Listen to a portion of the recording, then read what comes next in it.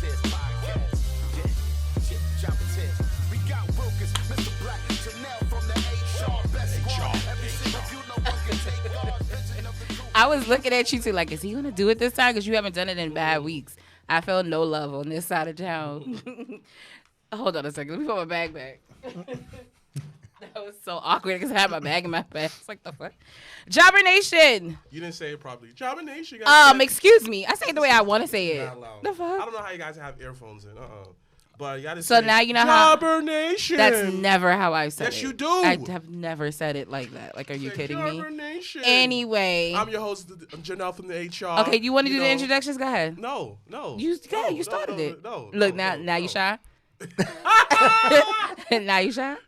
Anywho, Jobber Nation, welcome to another episode of the Jobber Tears podcast. As always, I'm Janelle from HR, here with Sarah Wilkins and Mrblacc, who's not wearing black. He's wearing salmon today.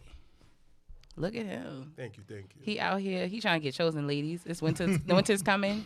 Winter is coming. Winter is coming. Snuggle season is coming. Sweater stealing season. There you go. Hoodies. I'll buy your own sweater. I'm not gonna take. Why you so bad about that? Buy my own. I don't have to worry about that. Why? I'm too small for most girls I date. Until they're not gonna steal my hoodies. Oh, true shit. Well, a lot of girls I date, he's like an extra large or 2X. So. Oof. I'm a 1X and large, so. I'm like a medium, so. I'll buy your Medium. I'm a medium.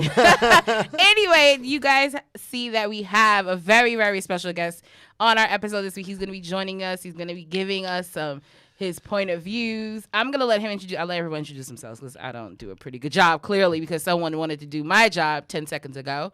But let the viewers know who you are. Well, Jobber Tears, people, I am the 5-star stud, the two-time. I Ooh. said that twice. Two-time.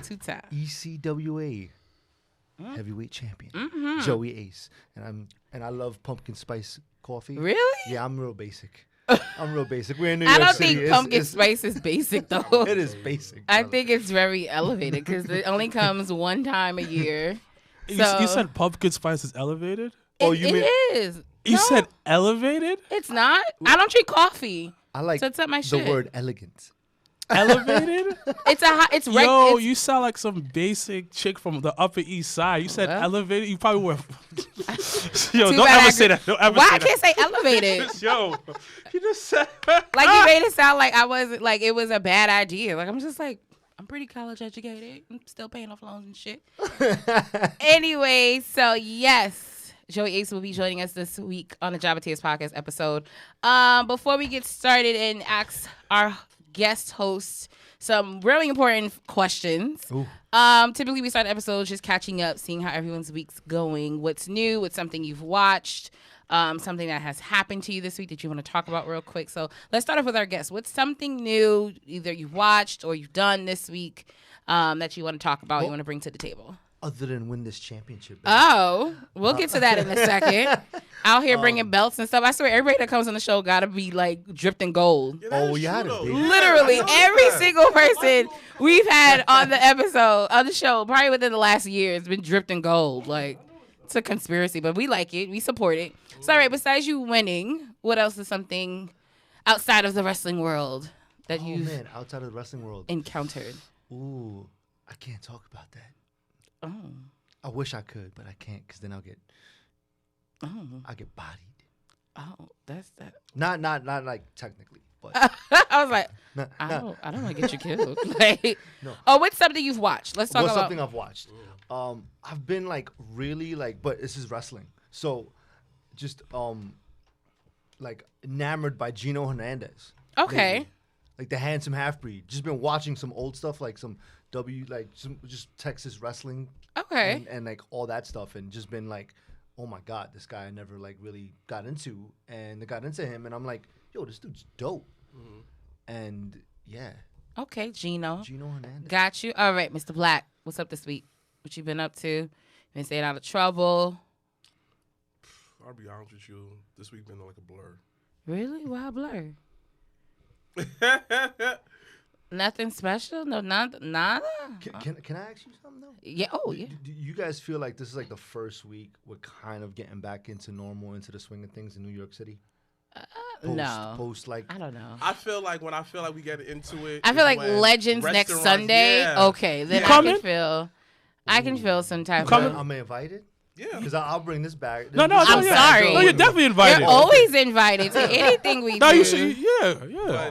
But I kind of feel like once Legends open back up, Yeah. restaurants open 25%, whatever. That's when I feel, all right, we getting places. You know, like today you hear that yesterday AEW, the whole car got messed up because of COVID. Instant reminder, like, damn, we still in pandemic. I mean, that's an everyday thing. Like, I think just normally seeing everyone wear a mask and stuff like that. And then even coming into our studio, we get temperature checks. So stuff like that is just a Temperature check frequent all the time. reminder that Every we're day. living in a And my pandemic. job every other day have announcements like who got COVID, but they won't tell us who haven't. Wait, they be out here snitching people who got COVID, or they just... You have Look, to man, say I don't mind. They have to Snitch. say it. It's our health. Like I'm Yeah, sure yeah, you. yeah. Obviously, we're all good. Oh, here, you know, absolutely. and we're chilling. But They have to say I'm it, Haitian. We're fine. They have to say it. Lord. They have to say that whoever, like, they don't say exactly who has COVID, but they said that a case of COVID came Talking about. to the mic. You know, and like you get so used to it, you know. Yeah. Like, you get reminded that remote learning. Like, my thing is this: there's gonna be a dope documentary in 10 years. This generation of Yo, kids when you is legit gonna be look called- back yeah, at this generation this, of kids, it's going to be funny Yeah. then. Yeah, Now it's because not. It's not, but this Then- generation of kids now, they will be called like the low key, the weird transition. Like this period of teaching is experiment period for a lot of teachers and his whole school system. They're gonna make a documentary about that, and unfortunately, a lot of kids may not get what they need from school because the fact that it was at home, and a lot of people just passing them just to pass, and a lot of kids didn't take the regents. No, I no, think no collectively, nothing. though, everyone that was like, you know, in a gym training clients. This is what I do for a living too. You know, I train clients. You know, people in school, like you just mentioned, we all had to be resourceful. So when things completely shut down, it was like, whoa. And even in pro wrestling, like independent pro wrestling, everything was done. Everything was So it was like, done. how do you even keep yourself relevant in this time during this time, or like the last 7 months? How do you do that without having a national television deal Right. behind you? Or even like for us, like we had just got used to being in the studio. We were comfortable. Then COVID happened and city shut down. So we had to end up doing everything remote and at home. And even that had, it was just, you know, we had amazing guests throughout the time. I can honestly say, like when we talk about it off camera, like if you didn't utilize the time that the city was shut down or the country was shut down, then you really didn't do anything. And I feel like that's one thing we did. I think that's a little fucked up. How's it fucked up? No, because you're right, but some people couldn't handle it mentally. Like I know people personally who literally mentally got like fucked during COVID. And it's because they went through so much other things. No, you're right. This is a time that you can do stuff, blah, blah, blah. But I think, I saw all the posts like, oh, you're pre-COVID, you're in COVID right now. This is the best time for you to do. But there's some people I know who are on the verge of foreclosure because they lost their job. And there's a bright side on every situation.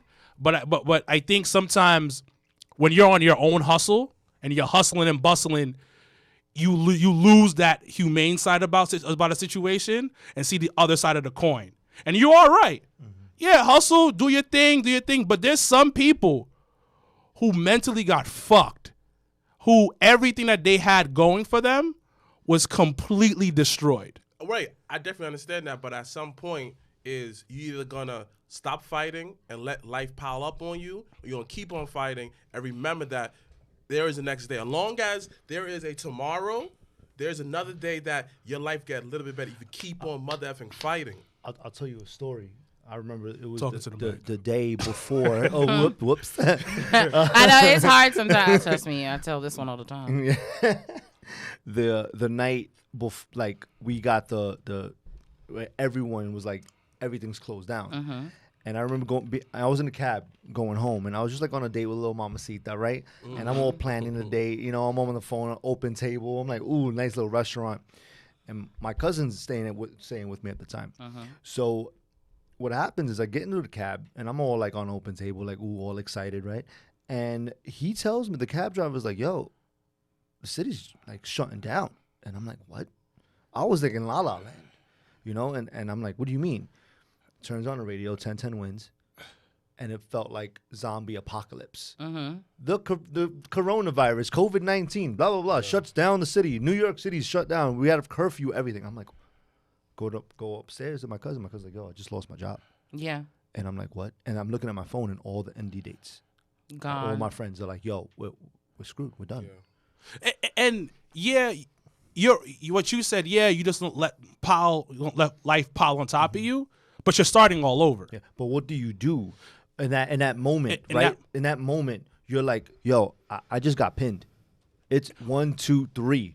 Like I'm done right now. Oh yeah, I of felt that course. like the first 2 weeks of COVID. That was exact. Imagine you doing that, but in a different state. Like I literally was in Charlotte, lost my job, was coming back to a city that shut down, didn't have anything, and for 2 weeks I was in that like. What the fuck do I've never experienced this? What the that's fuck okay do I to do? grieve, you Oh, no, know? absolutely. That's But okay, then but- after those 2 weeks and still continued, I still was applying to shit. I Yeah. had a little bum ass, but it kept me float 7-Eleven job until I found the job I had now once the city kind of started to open Yeah, back up. yeah. So, I mean, everybody's journey is going to be different, but at the end of the day, we're kind of the one thing I can say, we're all in this together. Yeah. Like it's not, my story is bigger than your story. It's everyone's story is at the same level. And we all experience it at the same time. So it's just something we all can share, when kids and grandkids. Like, let me tell you about Rona season Yeah. type of shit. Sir Wilkins, what's one thing this week that's new? What have I been doing this week? Yeah. Cobra Kai. Yes. Been watching Cobra Kai. Okay, I've heard about So this. I usually binge watch everything just one watch. I was like, I'm gonna enjoy this. I'm gonna make love to this show.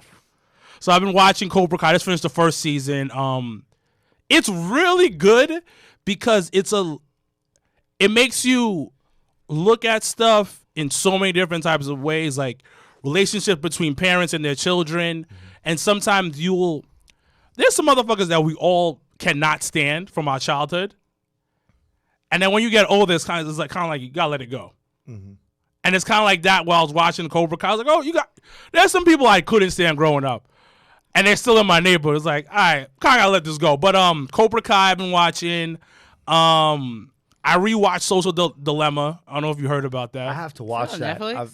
Yeah. Okay, I think I've seen it like on my. I've been told to watch that. Yeah, so Oh. so basically it's to give like a synopsis of the Sir Wilkins synopsis on Netflix shows. It's talking about stuff that we already know. We already know that like Facebook, Instagram, all these like little apps track us.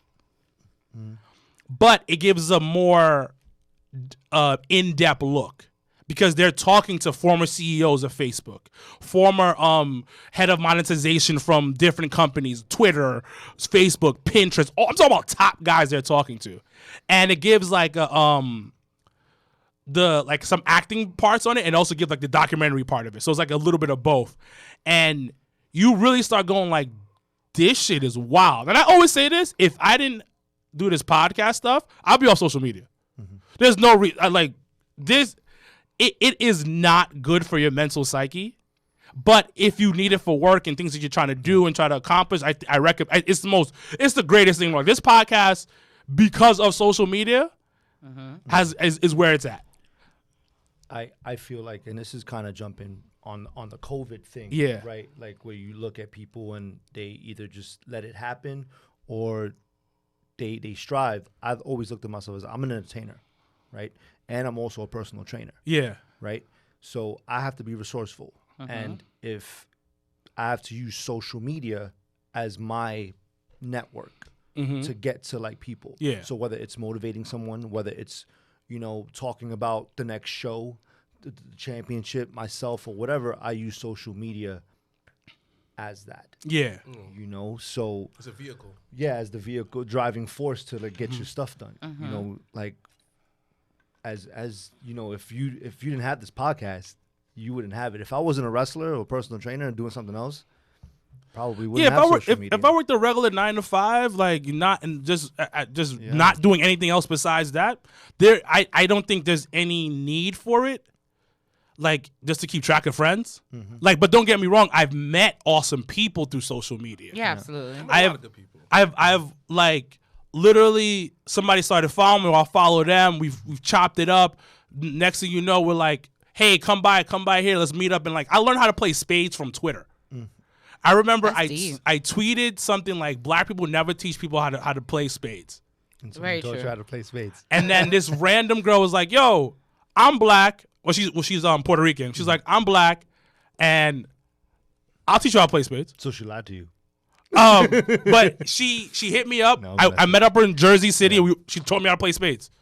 Like, literally, that's off social media. But it's that. But it's also like, but the show goes on this rabbit hole of like, well, it's a movie of like how they track you and how they make sure that you stay on that. This stuff that I knew because in order to be like able to like get the podcast moving through social media, you gotta understand the algorithms. But it's like ways of keeping you on the app. So when they introduce like new stuff, it's ways to keep you on the app. So the more you're on the app, the more they'll track you. And then also, nothing is free. The reason why your information is your cost, is your currency to this app, because all that information is going to other companies, ads and stuff like that. Like, but once again, on a business standpoint, it helps out. Yeah. But if you're just a regular person, it keeps you. It was awesome. I recommend anybody watching it. And the craziest thing I learned from it, all these people that work for these companies, their kids don't use social media. They don't use computers. That's wild. I have a story. This is nuts. So I went to Dick's Sporting Goods the other day. It sounded right? mad wild coming out your mouth. Pause. You said Dick's. Like, I don't know why. It was I a went to little. It Dick's. was. I mean, for me, I was like, okay, but for y'all, I was like, what? I know what Dick's. No. There's a Dick's by my house. Yeah, this Dick's by house. Yeah. Dum-dum. Hashtag no homo. Pause. No, but no, I went to a Dick's Sporting Goods and I went and got like a Under Armour rock shirt and didn't say anything to anyone about it. Didn't look online at all. That same purple tank popped up. Yeah. I was like, wait, what? Yeah. Like a couple of hours later, I go on my Instagram and I'm like, the rocks with this, like, I'm like, this is nuts. That's wild. Like everything I bought showed up. Yeah. It was like that, another rock shirt, and like something else, and like a tape, wrist tape. Look, and I was SEOs is a real thing. People don't realize I'm it. like, yo, this is wild.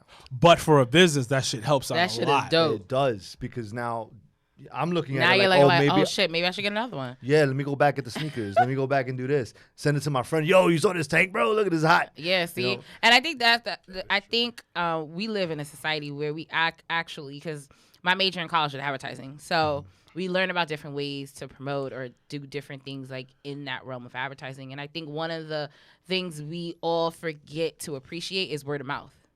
Like, on top of, what social media has helped us for the podcast, honestly speaking, word of mouth for us, I think, has done almost the same amount as level of social media, because you'll have one person that come either to a viewing party or meet with us or do the podcast or anything, and they'll be like, yo, take a look at this. Yo, take a look at them. Yo, see what they're doing. Yo, come to a viewing party. Like, stuff like that, like, I think has also helped us on a level where, sometimes, just in general, we forget to appreciate that organic word of mouth and that organic type of promotion. So that's funny. So this week, actually, I'm not gonna talk about the TV show because everybody knows I'm still watching Black Lightning. Oh, whoa, season 2. Oh, whoa. Oh, he came back. Like, now he had dreads now. Yo, I'm so sick of them fucking dreads. Oh my god, like, oh my god, it aggravates the fuck out of me, because the first time he popped back up and it was that fucking wig, and I said, how dare you come out here with this wig on like this? Anyway, but I'm not gonna talk about Black Lightning this week. I'm actually going to tell you guys a story that was, I don't even have all the details because she knows that I'm going to go 0 to 100. But I want your honest opinion. Like, I want your honest opinion and be like, yo, like, what would you do? So a good friend of mine's I've known half my life, 15 years tops. Are you allowed to tell her business? I'm definitely not revealing a name or anything, so it's not even like telling her business, but continue. So a friend of mine. Not me. No, I know. A friend of mine's over 15 years. She tells me that she stops messing with this dude she's been, messing with for like almost the past 10 years, off and on. I never really cared for the dude, so I was, in my mind, I was like, yes. I was like, yes, girl. But I know she, has feelings for him, loves him, all that stuff. So I really was like concerned, like, what happened? Like, you was just good with him a week ago. So a question to the table. And I guess for you guys it'll be girls. So what would you do if you found out the person you were dealing with used your credit card? Oh, you out of here. That's it. Oh yeah, you're done. You done. Without asking me? Yeah, you Yep. lied. Oh You yeah, lied. no, you're done. You lied. Not asking. You done. Not You're a nada. liar. No. But why does that person have the credit card? Yeah. I think there's more details that need to be They should put not- out. No. Like the person legit went and got the person's info like card. Like while they were in the presence of the person's house. So that's stealing. Correct. So How wait. much was it? $200. Oh what? What? Wait. It doesn't matter. $200, $5 doesn't matter. You The stole from principal. me. Correct. Yeah, no, you stole. Yeah, no. It's Dude, not you're even like done. how that you took like, yo, I'm taking $5 of a dresser, whatever. You took my credit card. That means that you went in my back. Correct. And whatever how you do it, you basically false. Is he struggling right now? No, because that nigga don't pay rent because he live with his parents. All right.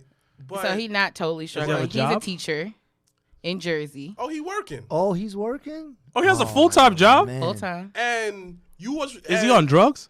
and, No, he smokes though, weed. and he was getting No, paid. is he on hard drugs? No, he's not on hard But drugs. still though, Sure you about was You I'm can't sure. get drugs on credit. No, I'm Whitney just, said Not that I know. I'm just saying. no, I'm trying to figure out why doesn't he have money? he was getting paid during the summer because he's a teacher. Yeah. So I don't understand why he doesn't have his own money. he don't put it like $1 million this. questions. I Put it mean, like this. I'm gonna find out more next week. I Put it like promise. this. But Put it like next this. week's episode, I may have a little Put it bit more like this. I'm information. gonna say this. He's a typical young nigga. Like he's young minded because that's what F boys do. Like they go to girls' purse and then flex on it. Oh yeah, I got money. No, bro, you stole it from someone else. But Drake said that though. What? He goes into girls' purses. But Drake's Drake though. And Wait, hold on a minute. We're not gonna make exceptions And for after that- light after skinned that- ass No, there's nigga like Drake. anomalies. You know what I Yeah, mean? And like- Drake is one of them. yeah, but like, I know The that double Drake- standard shit is not I know okay. that how that Drake wasn't serious though. Like you could tell. No, and he was like that serious. and I'll play the song. And like that level of like celebrity, I will go in your purse to identify who you are. Like let me see your ID, know who you are, and make sure that you're how about up of age. Sign a non-disclosure. Let's talk about that. Like, fuck off. Imagine being a celebrity, right, and then dating these regulars. Yeah, I'm gonna call them regulars because come on, look No, at the yeah. status. You know what I mean? Yeah. I mean, But that shit, yo, when she told me that shit last night, y'all, I almost lost it. I was like, yo, so you trying to roll up to this nigga house and like burn it? Like, what's up? Because that's just ultimately the worst thing you can do and how she found out? outside of killing. Oddly enough, she said she never checks the card statement. The one time she checks it, she was like, what the fuck is this? What did it say? It was a charge that she was like, I didn't do. I bet. I can't with you. Who know what she knows? Going through a phone and she's going to the bathroom. That nigga is Right lurky there. as fuck. Don't trust these hoes at all. That nigga was lurky like- as fuck. That was like so far gone, Drake. Tell me what's really going on. I bet though she probably told that dude, "Yo, I don't look at my credit card statement," Yeah. and he was like, "Oh, bing." Yep. Yeah. Let me do. But that makes What it did he even get, though? worse. I don't know yet. Can we find out what he Wait, got? wait. When I 200 find out, I'll let you know because what she told me was she was just like whatever it was, he know he couldn't ask her for the money because she said she's lent him money before and it's never been an issue because they've been dealing with each other for a long time. But she was like whatever it was because she didn't tell me what it was because she knew it would take me 0 to 100. But she was like whatever she said what it was, he knew he couldn't ask me for. What would y'all get with that 200? Oh shit. What would y'all get? Sneakers. Yo, work. Do it. Yo, what'd you get? Sneakers, yes. Yeah, Yeah, because kids, yeah. I'm pretty sure he bought sneakers. I feel like he bought sneakers because there's like, what he doesn't pay rent. What and then she said it's something that he It can't be sneakers. No, I'm telling you, it's sneakers. It's definitely not. I'll sneakers. put money on sneakers. It's not sneakers. I bet you $2. Well, we're gonna tune in next week. Okay, $2. Bet. Tune in. I guess 2 weeks from now, because I'm gonna find out after next week's episode. So 2 weeks from now, You know we'll what you should figure do? it out. You should text her right now. No, she's not gonna tell me because she knew. Because listen, she's been my friend half my life. She knows. Like one thing about me, and they'll attest to it. I'm super protective of the people in my life. If I consider you a friend, you're family to me. So for her, she's family to me regardless. I've known her since high school. We went to college together. Like that's family. So she know. Like if she tell me, I'm like, all right. So we rolling up. Like. What are we doing to rectify this, type of thing? Because it's like, that shit don't make no sense. And I already didn't like the nigga from the beginning, so it don't matter. But Is he much older than her? No. No. Absolutely not. But he's still like a credit card, man. Like, That's what I'm saying. Like, yo. it's And probably knowing her, something- she was like, she didn't get her money, she was going to take it to small claims court. She not Oh, Did he imagine, give the money back? imagine that. Yeah. Yeah, you do. Yeah. He gave the money back. And that's what made it even worse. It was like, what the fuck? Oh, he gave the money back? Yeah. Did he tell her that he took it from? You know what? Yeah. Shit is wild. Like, I'm just saying, like, but it's just shit like that. I was just like, yo, like, what are we living in a pandemic, Like, bro. Like, are you serious? People really do that. Like That's what I'm saying. They Like will- shit like that you yeah, don't think of, and they it'd be will- it'd be the people closest to you that Yeah. will do I some know wild dudes like shit. how that who's the most flyers, and they brag about going to a girl's purse. I said, yeah, I don't trust you At all. because you flexing my stuff for somebody that you smash and everything like that. Oh, I stole money from a purse. That's no, bro. You're a bum in my eyes, bro. Like, no. Especially like when you're like over 25, you still doing antics like you're 19. I don't trust you, bro. That means that you stuck that. You shouldn't be doing that shit anyway. At all. Of At course. all. Anyways, but like I get it if you're a But little then, bit though, younger, but 25 is the limit. because I should have been like, still. I feel like That shit adds up. but No, 25 I've is when never like stole from a girl. You never sold for a girl. See, yeah, Nah, I never stole from a girl. Did I I? never stole from anybody. yeah. Yeah, did I stole from a girl before? If I have to think about it, then I'll steal her heart. I'll steal her That's heart. stealing. That's still heart? stealing. Her heart? That's still She'll stealing. get over that. Yeah. she'll Are get you over it. sure? I don't think she'll get over the money. Nah. Nah. But her heart, yeah. Nah, the heart. Someone else will steal it. Yeah, somebody else do the same thing too. Yeah. Damn, it's a you. I don't niggas are steal money. I vicious. steal hearts, baby. That's a T-shirt.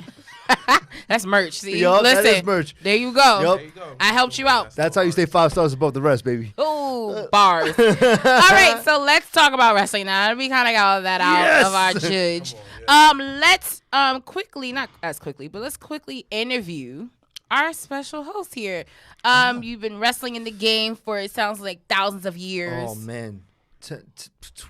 10, 11, maybe almost 12. There you go. Yeah. That's some time. A Some decade in the time, business. Man, that's some time. How was your time on AEW?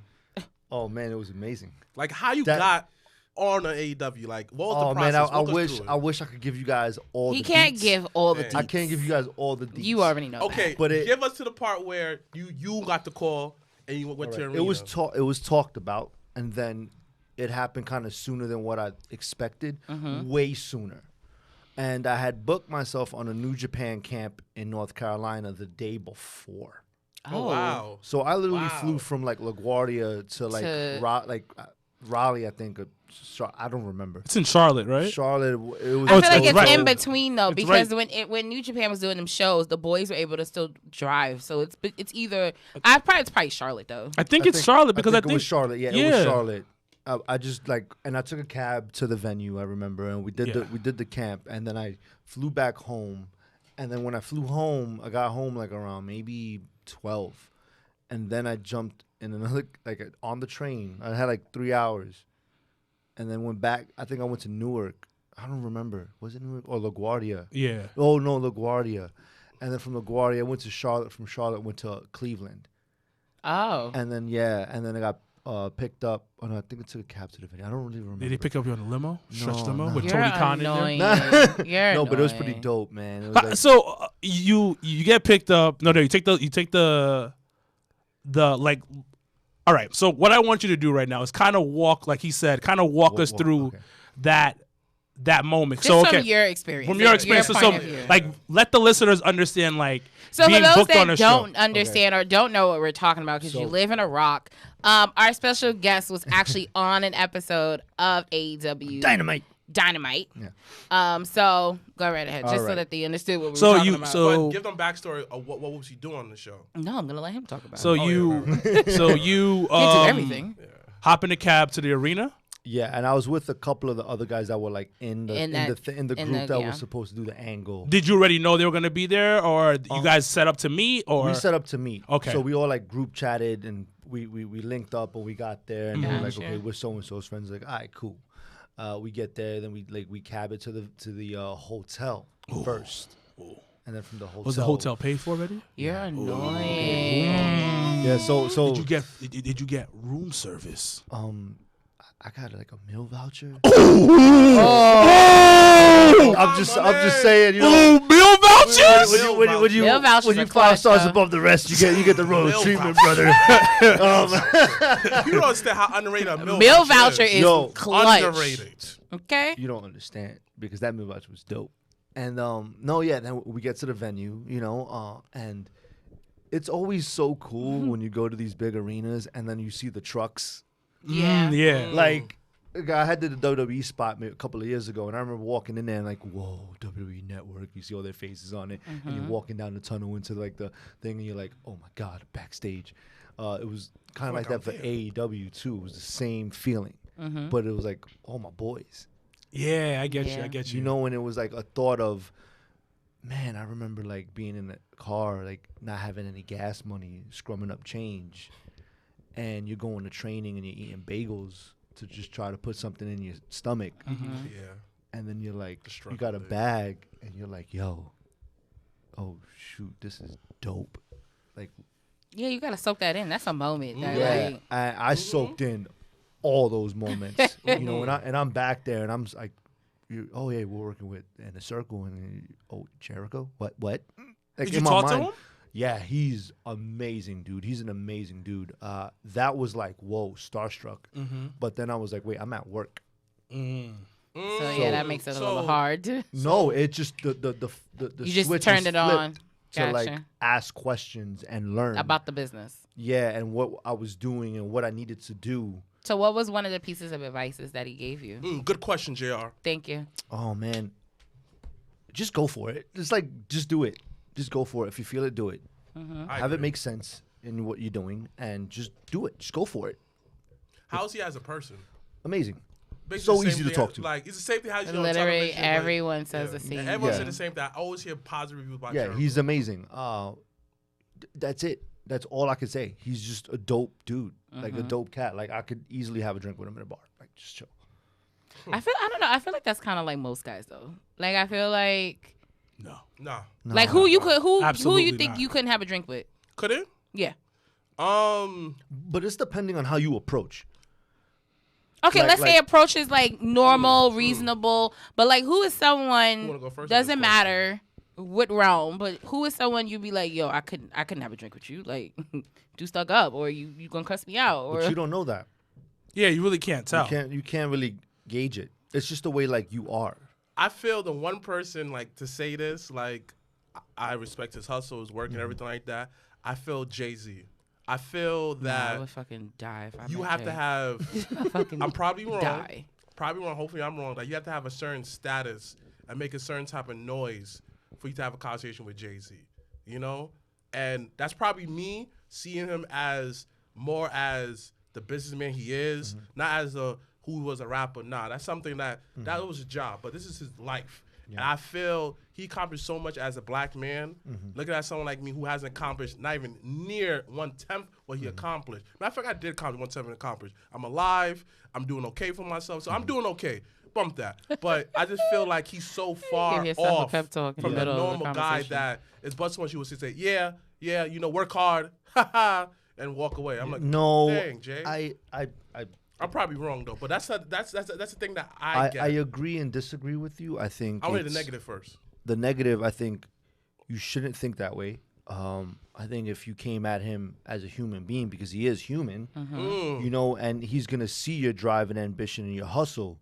So I feel like when you meet people that way, that status, and you eventually want something, you want to do better, just straight up ask for it. Don't beat around the bush. They don't got the time for that. They've had that their whole career. Someone coming, hey, what's up, man? How you doing, brother? And that small talk. It's like, nah, go. He knows why you're there.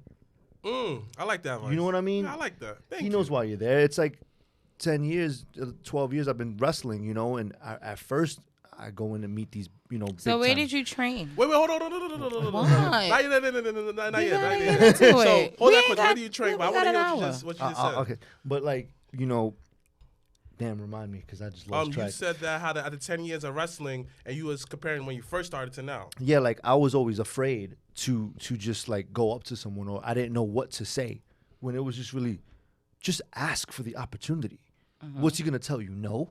Okay, he tells you no. So now you go back to what you were doing to make it better. So when you go up to him again, this is what I did here. Check out my stuff. Instead of being afraid and trying to like, you know, oh man, I don't know what to say. Yeah, I'm Joey Ace. And, you know, because then they're not gonna. Oh yeah. Oh, all right, bye. Because you don't know what the hell you want. That's true. You That's know, a good so way you of looking kind at of it. like, but that's in everything. Yeah. You know, right. like you guys want to be a better podcast, you probably go to like, all right, who's the top person? Who the top people? Is he Joe Rogan? I'm sure he's not gonna shrug you off. Nah, he want. You know what I Dang. mean? But if you're coming at him on some like, oh my God, it's Joe Rogan, he's gonna be like, oh, okay, here's a picture, bye. You know, but I can't speak for him. You know. No, yeah. But It's all about how you approach the I got that situation. from Thank Yeah. you. I got that. Okay, now can I ask the question? yeah, Thank you. yeah, go ahead. Where did you train? How did you? Let's walk us through your journey in this business. So let's start right. from the beginning. The beginning.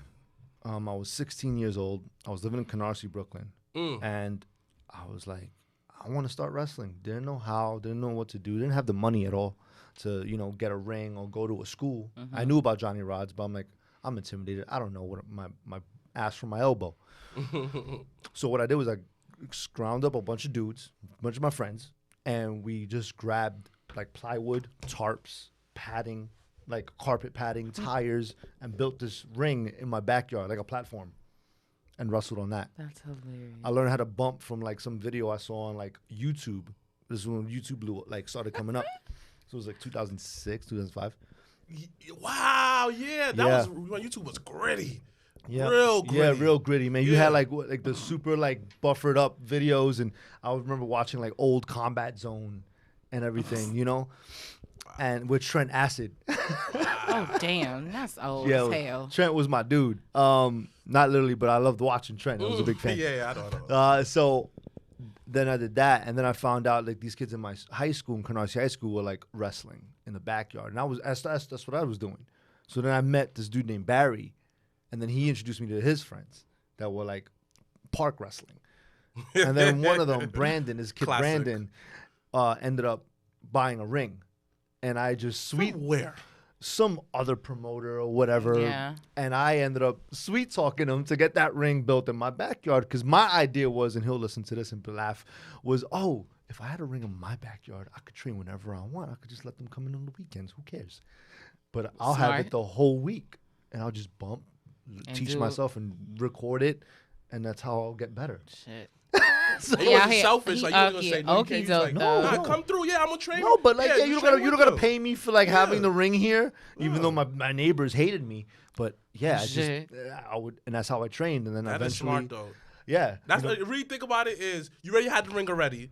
With the Misfits ring, you might as well. You know what? We might as well just upgrade it. We all could join it. Yeah, Yup. if you know it's your house, you can still come over. I'm gonna be here. and yeah, sir, true. that's how I met Matt. Oh really? Oh. Matt came through, and then Matt would train with me. Women out, man. Yes. Yep. Oh Matt, wow, yep. that's my dude. Yo, Yeah, yeah. I love Matt to death. Shout out to Matthew, Shout out to Matt. Matt. from Matthew, your my- sports under my the Java boy. Tears Network. Yeah, and I met Matt that way, and we would train.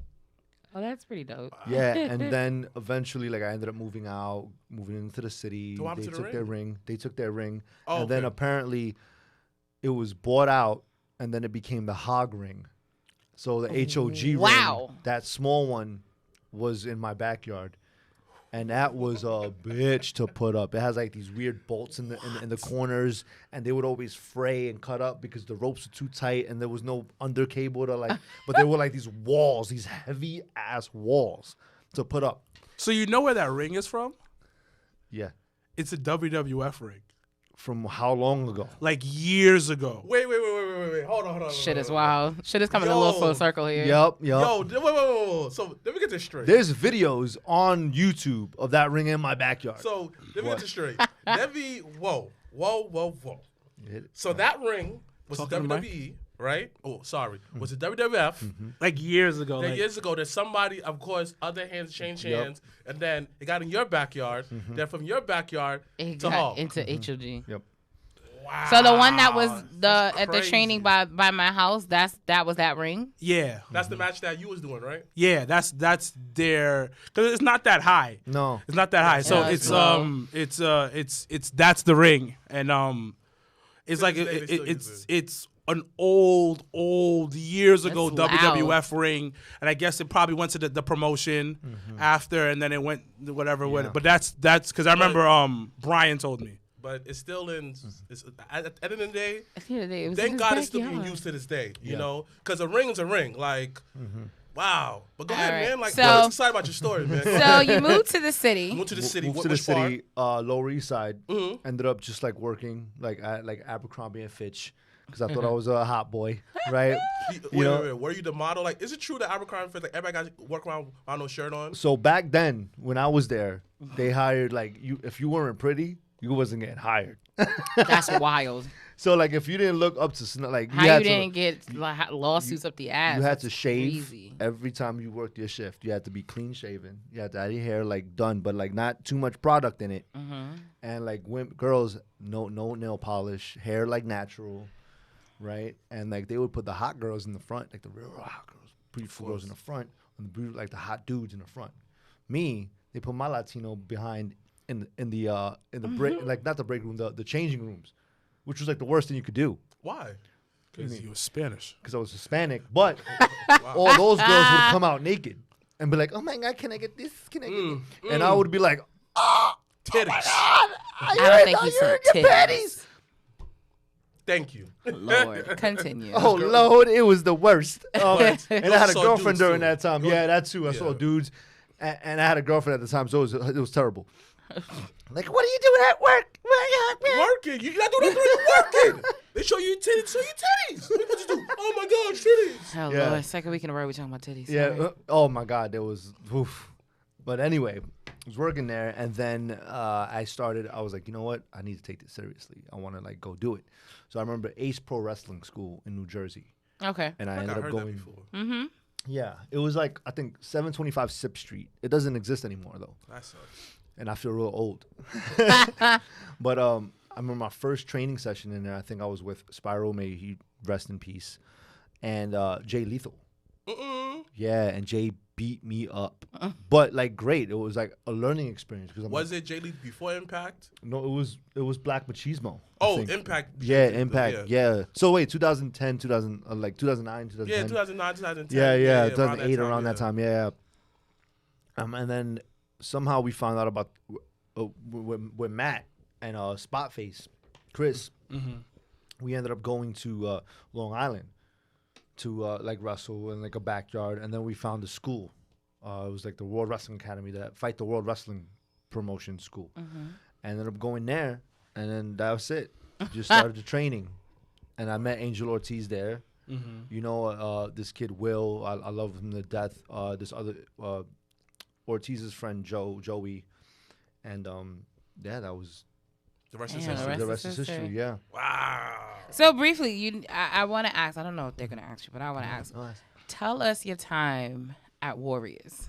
My time at Warriors. And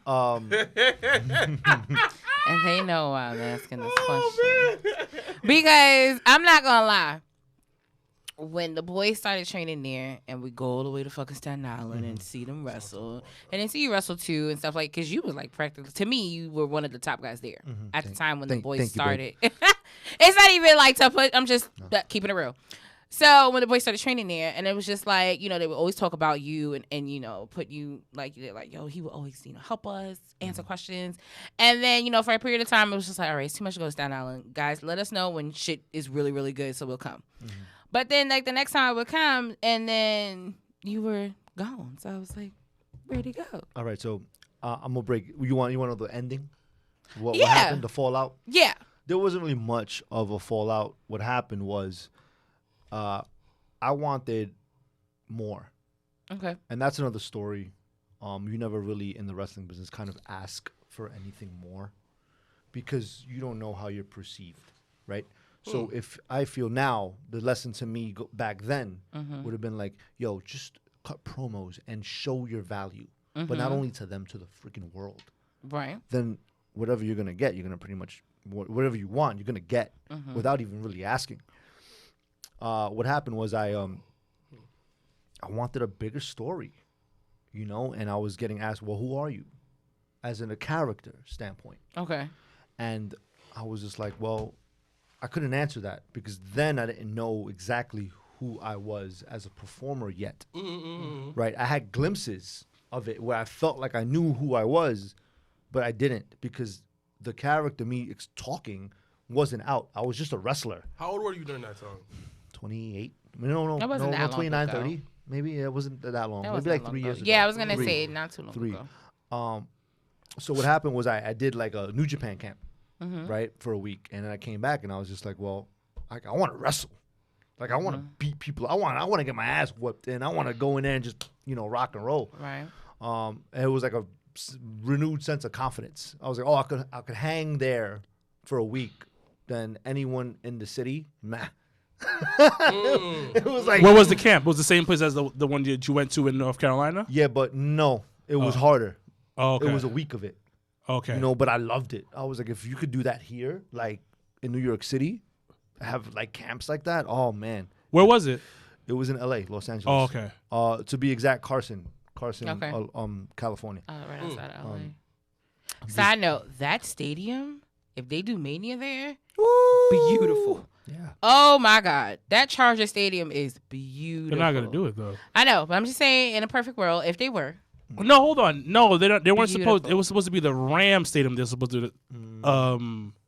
No, it's the they, SoFi. they share this. They share the I stadium. guess they share it because the Yeah, SoFi so, yeah. Stadium was the Chargers. Was it Chargers Chiefs games that I watched on Sunday? Oh yeah, no. And I Because saw the it's- stadium it's for the the most first expensive. time. It's the most expensive Hold up. arena ever. And it's in the fucking hood. So the Chargers That makes sense. and the Rams share an arena now? Yes, LA Chargers, LA Rams. Rams. Yeah. They probably have the LCD screens that he just. No, yeah. but the screens are all so like it's the difference. So like in AT&T Stadium where Dallas plays, it's in the middle. It's a big ass like square middle that Like LED WWE. right. In SoFi, it's around the entire stadium. But on the inside. But on right? the inside. So, like, you can sit in, literally. So, I visioned myself at their WrestleMania. I was like, yo, if they have it here, you could literally sit anywhere. Did it build the And enjoy Did it. it build the Raiders stadiums yet? Yeah, I think, they're playing out in Vegas. They play- They played it the other They're day. playing, Yo, yeah. Side note, super side note. Sorry, but Like, when you love said arenas. LA, I was Yeah, like, yeah. let me I tell love y'all arenas. what I saw. But No, it's This super stadium. expensive. I ain't gonna front that LA. No, that Raiders stadium In Vegas? black on black. Woo, Yeah, bro. It looks something that you see in like Mad Max, where people go in there. To me, that's the real is the Thunderdome desert. because it's just so cool. But yeah, man. You ever seen Waiting? Yeah. Welcome to the Thunderdome, Yo, bitch. like, I just like over the top entrances. He just like, but that's the one thing like I can appreciate about WrestleMania is like honestly the last like 3 that I've been to I really just go for the fucking entrances. Yeah. I go for the experience. The It's never- pageantry. Yeah. It's Wrestling's never about even pageantry. so much It's about all- the it's- actual. It's about like the glitz and glamour, which I'm gonna get absolutely. to in a sec. Yeah. But to answer your question, I was just in a match, Mm-hmm. whatever, and they're like, "We don't know what we got for you, right?" And I kind of knew what was up. I knew the gig was up or whatever. But anyway, I went to the thing. They were like, we had a conversation about, we don't know who you are. We don't know where to fit you, whatever. And I was like, you know where to fit me. And at that time, I was like, man, I'm money. I know I'm money. Like, get out of here. Like none of these guys are money. I'm your guy. Like in my heart, I was like, nah. Like you really like. I just gave you a storyline, and you just know. And then there was a lot of like, oh, go to this person. And I'll go to this person, and this person wouldn't respond. And I'm like, you're busy. You're not that busy, bro. You're not that busy. No one is that busy. Right. You forgot? No, you didn't. Like, you just ignored me. Screw you. Like, hell Yeah. with you. He knows who he is. And then that was it. Like, after Shout like out the to last them. show, right, it was done. Yeah. And then I didn't even ask why. I didn't care. I said, you know what? Screw that. I have other goals. which was this, which is going in Pro Wrestling Illustrated, was doing that. So I didn't even have time to think about. I didn't want to think about. All right, whatever. After 8 whatever years, who cares? But see, but that's what I'm saying. Like when you put like the time and the effort and the money and the years and like for it to go like fuck it, it is what it is. That's a problem. Like that's not okay. It's you know not, what I mean? It's not okay. But I was like, you know what? I'm gonna show them. But it wasn't only them. I was like, I'm gonna show everybody. So the opportunity arose. COVID. COVID pops up. Right? We're not wrestling. No one's wrestling. And it was like, remember that promo guy, Joey? I had to look in the mirror and go say that. Remember that promo guy, Joey? Is anyone right now in New York City, everyone's just bitching, moaning, complaining, I miss wrestling. I'm getting fat. There's no gym. Oh, there's no fucking gym? Squatting push-ups in your damn living room. You're living on freaking unemployment. Shut up. Yeah. Right? Then it was like, oh, there's no wrestling? You know what? I'm going to have to make my own shit. That's it. Took the camera, put it in front of me, talked about my favorite matches in different promotions. I had a lot of them at Warriors of Wrestling. Let me just talk about them. Everybody's like, oh, you're plugging them. You're going back. Shut up. Mind your business. No, you're I'm doing this for yourself. me. Yeah. Doing this for me. And one of those guys was Jason Karloff. I loved working in the ring with him. I talked about that. But during that time, no one was talking about Warriors. So a guy who wasn't in Warriors of Wrestling for 3 years comes out and is like, so why would I ever go badmouth them? No. Right. I have a history there of, and no one wants to hear that shoot shit anymore. Shit's like, oh, whatever. Who cares? Oh, you hated them. Whatever. They did you wrong. So? Sounds What are you like gonna- AEW and WWE. Yeah, like, what are you going to keep fighting? Like, that's annoying. Talk about the cool shit you did because that's Yeah. what people want to hear, right? People want those old feuds. Maybe they could rekindle something. And what happened was I rekindled something. They're like, yo, you're the only one. We got so-and-so this and this. We're going to do this and that. Would you want to come back? See. And I was like, hell yeah, let's rock and roll. Fuck it. All right, so let's talk about your brand new baby that you have on the table before we Ooh. jump into some wrestling stuff. Tell us the story and the journey about how you became La Champion. Le Champion. The holder of the big red, what I coined the red velvet. Oh. Well, you know who gave me that? Chris Spotface. Gave me Of that. course he did. Yeah. Of course he would get such a clever thing. Yeah, right. But yeah, talk about this amazing belt that you have here. I like Oh that, my man. God. What do you want to hear first? The journey? Yeah, real quick, the journey. Yeah. So what happened was I was home, pissed off, right? A few years ago, and I wanted to get to more promotions and bigger spots. So I was cutting promos because I was like, I don't have shows, so let me cut promos. Let me work on this here, the mouthpiece, and building a presence and seeing what happens. But I was getting upset because I was starting to do that, and I was getting put in lame shit that I didn't want to be in. Oh. You know, and then I was trying to get opportunities elsewhere, and those opportunities would conflict with somebody else's like view. And I was like, I don't give a fuck, like whatever. What was there? Sorry to interrupt you, but I had asked them, like, what are some of the views that they was saying? They was saying about you. What do you mean? Like you mentioned that a lot of views was just like. So like I would have an opportunity to wrestle like for example Tigre Uno, right? And I'm like I took that over like doing a tag match at Capital, but it was like a month out. So I was like, screw that, I'm gonna take that because he's a former Impact champ, and I want to work some lucha. Like I want to test myself. You got me in and I don't want to do Some regular shit. Yeah, you know what I mean. So I'm trying to weigh my options out here. Tag team wrestling, but like compared to like. It's different, but work with Yeah. somebody who's a former champion. Yeah. You can learn from him, tips and tricks and from Exactly. him. So it's more of a better experience. And yeah. being more creative. Yeah, like facts. Frankie Flo allowed me to be creative. That's who I was working for at the time. For that Okay. place, for Tigre Uno. He gave me the United States Championship belt that they had. And I was like, all right, I'm gonna run with this. Let me test myself. Now I can cut promos in Spanish. Oh, that's Oh, dope. that's Wait, dope. you know, Oh, this that's is a test, right? Throw on my little leather jacket and be like, oh, yo te voy a quitar tu máscara, like whatever, and that's dope. You know, I was like, oh, okay, I'm in a tag match over here. That's not really rocking for me. Yeah. You know, I would love to help them, but I'm more worried about me. Right. You know, and I feel like as a singles guy, I'm better off right now. You know, and things like that. So I remember like being upset because of, oh, we're not going to use you anymore, fine, whatever, right? And then I'm like, all right, this place kind of closes down a little bit, and you're like, oh, damn. What do I do? And then what do? You picked one, and then it bit you in the ass because somebody got butthurt about it. So you're like, all right, whatever, right? So my friend AJ hits me up. He's like, yo, we have a spot in a car. Won't you come through the ECWA? I'm like, hell yeah. Because my dream was always to be in a Pro Wrestling Illustrated magazine. And if I could, how you get there? You work for ECWA because ECWA is always in a magazine. And they got like the reporters because they're the oldest, pretty much independent wrestling promotion on like the East Coast. They're always in a magazine. Big Red's like the prominent thing. It's the oldest championship in independence. Oh, I didn't know that. Yeah. I'll give you the whole backstory on that. But yeah, like this is the whole, like, oh man, this is like the holy grail. And you do Super 8, and when you win the Super 8, what happens when you win the Super 8? Get a picture in the magazine. Yeah. Then what happens after that? You end up getting signed somewhere. So You end up getting more bookings. And then you look at the track record, Amazing Red, Bobby Roode, Christopher Daniels. Say that first name again. Oh my God. Amazing Red. Yeah, good job. Yeah. That's his dude. Lord, that's his guy. Love him. You know what's funny? I never like met him. I think I may have dabbed him one time in the whole time. And I live in New York City and never trained with him. Never. I would love to. But you know those guys. I'm missing people. But all these men and then women too are making it big. They're in the, you know. And I'm like, I need that belt. That's all I said to myself was I need that belt. And not only my wrestling's gonna get me there, but this is gonna get me there. Me talking. This character, this Joey Ace guy is gonna get there. And when I went, they were like, all right, you're gonna hit Joe Gacy over the head with the belt. First night in. And then you guys are gonna fight. He was going up against Azrael for the championship. So I was like, okay. I remember going in there and I had Big Red in my hand. And I smacked Joe Gacy in the back of the head with it. And I was like, oh man, I just held Big Red my first night in here. Man. Okay. All right. This I got to taste it. And I didn't do a show for about 6 months. But in those 6 months, all I did was call out Joe Gacy. I had nothing to do. I had other shows, but whatever.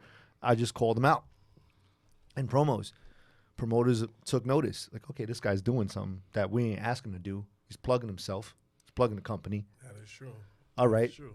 Put me in a match with him. You know, it was like a kind of schmaz ending to set up for a second match for the Mid-Atlantic Championship. Second match in Mid-Atlantic Champ. I'm like, all right. I'm gonna take this belt everywhere. This broken plastic belt, I'm taking it everywhere. This is gold for me. Kept going. Kept the ball rolling. Have a couple of matches over here and there. Then, Super 8 comes around, the 23rd annual one last year. Oh, yo, you're in the match. Oh, okay, South Philly. You know, it's South Philly High School, but you're in South Philly, bro. Yeah. It's a wrestling city. Yeah, and it's for the title. There wasn't that many people there, but in my mind, it was like, this is it. Yeah. And I took that, and it was like WrestleMania for me. Walked out the champ, and I was like, oh, man. And Mid-Atlantic champ. I didn't dream of that. How was it when you won Big Red? The first time or the second time? It's always better the first time. The first time, I was like, oh, man. Holy shit, I did it. I got to be in the magazine now. Right? Ain't got no choice. Yeah, I got no choice, right? And it was like, I always thought about it. I always dreamt about it, how it would feel to get it. But then I was like, when I got it, I remember going backstage and going, like, sitting down and changing and looking at it and going, I got to make this, like, the freaking best thing ever. Yeah. Like, when you think of your favorite championships, what do you think? What's your favorite championship? IC title. All right, Intercontinental Championship, right? Because of his jacket. But who epitomized that championship? Shawn Michaels and Razor. All right. For me, when I think of that championship, Who are you gonna say? Honky Tonk Man? no. I wasn't You're going to say gonna the say Jeff long Jarrett? I was not going to say that. Are you gonna say Macho Man? I was not No, gonna say that. we didn't I get the wasn't gonna say 5-star match I of wasn't the gonna year. say anything. No, Listen, you are entitled to your opinion. I'm gonna tell you now. Okay? Yeah, ladder match, that's great. It was a dope ass match. It's one of my favorites. But if I had a person who held that championship that I think about, that I'm like, yo, it's Bret the Hitman Hart. He made that belt. For me, growing up, I was like, yo, Bret the Hitman Hart is the freaking man. He's my blueprint. Okay. The way he held the belt, what he said when he had it, the swagger he carried that with, he was the man. And I was like, I have this, and I have to make this okay, it's the championship, but everyone that, like, if I get beat for this, that person has some big ass shoes to fill. Right. I always say when it comes to like titles is there's always people have to bring prestige to the title. Yeah. Like, for example, great example, when you think of WWE Championship, you think of the current champion of Drew McIntyre. Oh, all these matches you have, hard hitting. He's boring. And you think of Sorry. Brock when you had it. Remember this moment, this Yeah. moment, and even with the prestige with something like an object like the Money in the Bank, Or when Kofi the won. whole prestige went down when Brock won out of nowhere. You went, oh wow, it's a big deal Nah, now. Brock won Money in the Bank. Right. That shit was It's dope. the belt don't make the person, No, just like the the clothes person make the makes the person. belt. But The to person answer make the belt. your question, it went like for titles for me, I don't know. The first thing that pops in my head actually is Jericho when he won and he became first undisputed champion. Oh, For yeah. me, growing up, like I was just like, I've never seen that happen before. So like that, I'm That like, was cute, but, it was. But think about this, like you see it right, like on TV, right? But what about the other stuff? Like I always was like, I love wrestling, but like when wrestlers ended up on like Conan O'Brien or did a podcast, or that for me was like, oh man, these guys are dope. Like I love that part, you know, like so. That is true. because it just shows them on a different platform. Yeah, like you see them holding the title on Yeah. ESPN. Yup. Yeah, you're right. You're right. Yeah. And it's like, whoa, that dude is Yeah. dope. So like you have Right. a broader audience to like Right, see, yeah. right? And I would think of like I remember I did a seminar with Adam Cole, and Adam Cole was like, you know, everyone tries to get to the dance, right? Everyone tries to get to WrestleMania. That's their thing. Everyone's like thinking about that, but no one thinks about the journey. I was always Thank you. I was always Embrace like, the journey. okay, I'm here, right? I'm not at the WWE, but I'm a professional wrestler though. Mm-hmm. Okay, so I have friends who do podcasts and friends who do this and that, and I just became champ. I'm the man. So I'm gonna go everywhere with it and let everybody know and let everybody get a piece of this pie. And then when, like you said, when someone beats you, you will be Yep. looking like when someone who been following like, all the shows, be looking like, man, Joey Ace killed it. But now this guy, he's trash. But it's like, oh man, Joey Ace was everywhere. But like you guys see it, right? And then like your fans watch this podcast and watch it live, and then go to the next show and go stream on. And what they'll Internet do Wrestling. is they'll go look you up because it's happened countless times that we've had. You know, we've been blessed to have certain people, especially on the indie scenes, that people have never even heard of. And they'll like message us or they'll tell us the next time they see us, like, yo, I YouTube. Like one time, one person was like, yo, I YouTube y'all because y'all spoke about him on the podcast. Y'all kept talking about him. And yo, his stuff is so dope. So definitely, you know, a part of why we do what we do is to have that platform for guys like you. Thank you. And people just in general to have and to show people like, this is what I'm about. Check me out, because honestly speaking, you guys are worth it. So Prime it's not. example, Marquis of Prolific, I love Marcus, by the way. Both of them. talented dude. And when he was on the show, he talked about the hot nigga stuff. Mm-hmm.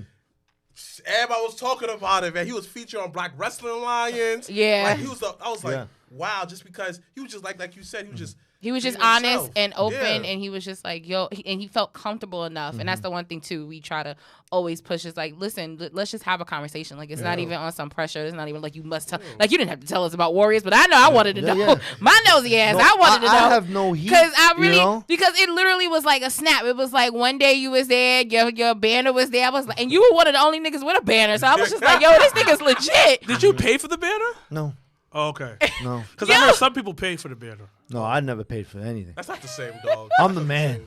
All right. the same. But yo, I saw the banner. I was People like, are yo, this nigga's legit. And then the next thing you know, he wasn't there. I was like, all right, Oh. who fucked up? So, what's going on now? How did you win the second one? And The second one. So second win the belt the second time. I fought Sam Shields for it. So Sam Shields beat me for it. So the whole story was, for me, was I went in there and I fought Ricky Martinez, right? The December Oh Toys shit! for Tots. Really? Yeah, and I beat him. But then previously in that night, Sam had won a #1 contenders match for whatever championship that he wanted. AJ Pan, who's the leader of the PCA, I'm the PCA, right? Had him join the PCA, and then he came in, swooped in, Sam, and beat me that night, kind of like a Money in the Bank type deal. Yeah. Yeah. Right, and beat me. So the whole time for the whole COVID, everything, I'm just like, he's like getting on me about everything, and then I'm like, no, this is your fault. Like, this is your fault, bro. You did this. You did this. you had him infiltrate the system. And he infiltrated, and this is on you. Yeah. And then he came out and quit. Like, quit. Just like, oh, screw this, the pandemic. They screwed my other friend, and he just dipped on me. So I'm like, all right, cool, dip. Like, right? Leave. It's all good. Like, how many people leave? Girlfriends leave, friends leave, your brothers freaking fuck you, right? Yeah. So I'm like, all right, the hell with you. So I was like, I got work to do. Facts. And then Super 8, 24th annual Super 8, you know, and it was streamed on internetwrestling.tv, independentwrestling.tv, and yeah, I fought Sam, and Sam was my second match in 2009, my second one-on-one match, and it was at FTW. So me and him have always been going at it.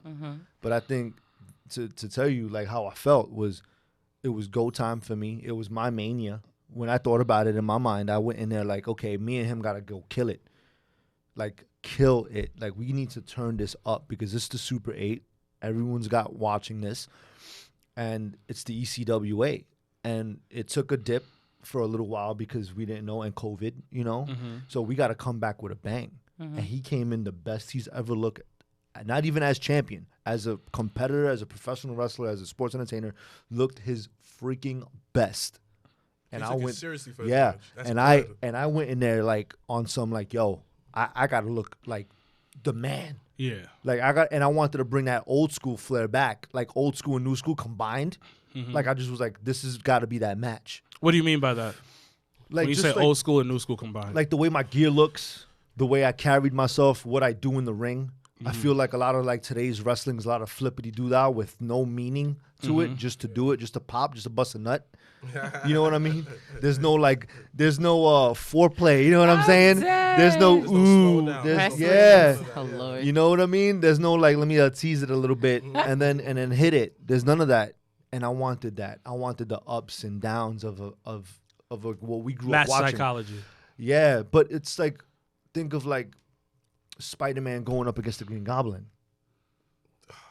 You know what I mean? Like, Yeah, it's you don't want it to be all the way at the top and then anticlimactic for the end. yeah, Like, you want to take the fans fans underneath. for a ride. yeah, Which is gonna go up, then it's gonna come back down, go up again, which is like you're gonna have a high spot, then you got a low spot, because the high spot, tell me if I'm correct, the low spot is like getting you back in there, because Yeah. if you're high the whole entire time, you're gonna crash. yep.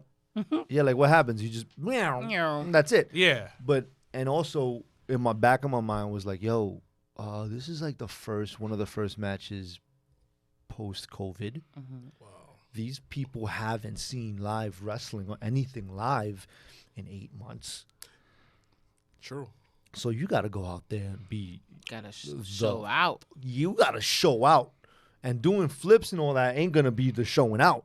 And They want to see that emotion in your face. They want to go in there and They see want to it. feel the match. And just Yeah. like you, they probably miss WrestleMania. This is their WrestleMania. Yep.